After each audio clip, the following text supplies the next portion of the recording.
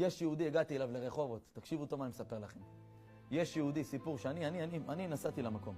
יש לי חבר, צדיק, אברך בכולל, שאמר לי, תשמע, סניר, יש איזה יהודי, הוא החם של האחות של האברך הזה. היא נשואה למישהו, וזה החם שלה. הוא אמר לי, סניר, תקשיב טוב, זה בן אדם, מעל גיל 50, אין לו לא כיפור, לא פסח, לא תפילין, לא תורה, כלום. בן אדם רחוק, חוץ מזה שהוא יהודי, הוא לא יודע כלום. לא רק שהוא לא יודע, הוא לא רוצה כלום. דתיים הוא לא אוהב, תורה הוא לא אוהב. למה? מסכן, ראה הרבה טלוויזיה, האכילו אותו.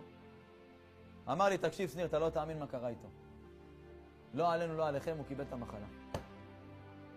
בן אדם מעל גיל 50 קיבל את המחלה, אין לו טיפת אמונה, אין לו כלום. אבל מה קרה לו ברגע שהוא קיבל את המחלה?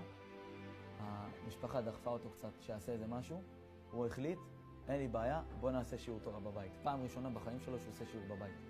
חבר'ה, תקשיבו טוב, מיכאל, תקשיב מה עשית פה היום. בוא תבין מה זה תורה. בוא תבינו מה אתם עושים פה עכשיו.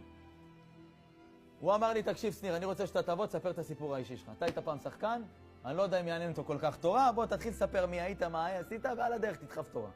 אמרתי לו, בוא. אני נוסע רחובות, נסעתי. הגענו לרחובות, נכנסתי לאיזה בית, מרפסת גדולה, מלא אנשים מסביב. ראיתי פרצופים של אנשים של כדורגל, קלטתי שהם מזהים אותי, זה היה לפני שנתיים, וקצת. נכנסתי, התחלתי לדרוש. סיפרתי כל מיני עניינים שהיה לי בחיים, וחזרתי, ופה ושם, הייתי מכבי חיפה, נתניה, כל מיני מקומות.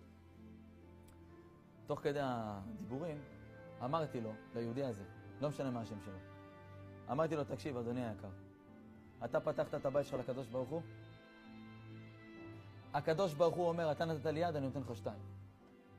אני לא יודע מה השם יעשה איתך, אבל תדע דבר אחד, אין דבר כזה רופאים בעולם. תכף אני אגיד לכם למה.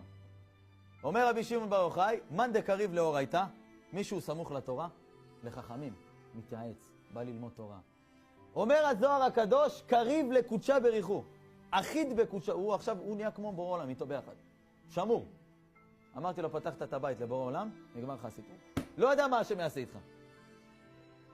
אבל אם תתמיד בתורה, הקדוש ברוך הוא יעשה איתך ניסים, מה שלא חלמת.